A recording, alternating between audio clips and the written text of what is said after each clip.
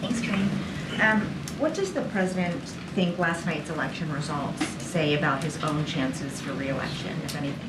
So I'm not going to get into his re-election, obviously, from here, or anything that's related to 2024. You saw the president's statement yesterday about a particular, obviously, issue 1 in Ohio. You heard directly from the re-election campaign, so certainly I would refer you to the re-election campaign. But what I can say more broadly, and I think it's important to note here, and I said this a little bit at the top, of how what the American people made very clear.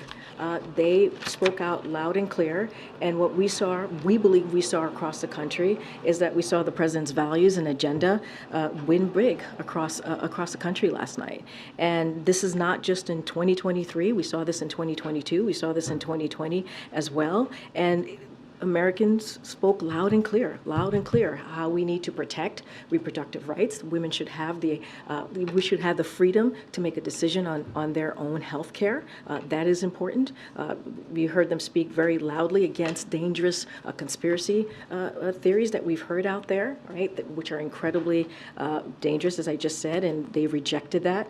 And look, you saw the American people continuing to say that they support the president's agenda. Because if you think about how Governor Beshear ran in Kentucky, he ran on the infrastructure, right? He ran on lowering costs for the American people. Those are parts of the agenda that the president has led on, whether it's the bipartisan infrastructure legislation, whether it's the Inflation Reduction Act, and making sure we're lowering costs for the American people. This is the president's agenda that was on the ballot clearly, and the American people spoke very clearly about it.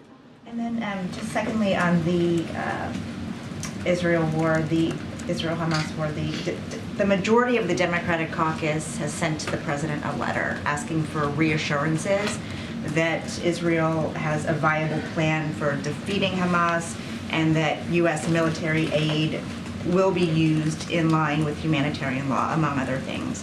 Has the president responded to these Democrats, and is he prepared to offer those assurances now? So look, I can't speak to any response to the letter. What I can say is, and this is something that Feiner actually spoke to as well, which is any country that receives arms and military aid from U.S. must use them consistent with international and humanitarian law, which is a standard part of our security assistance agreements. So obviously we have been in close communication with Israel throughout this conflict, urging them to do everything possible to avoid civilian casualties. You heard that from the Admiral just now.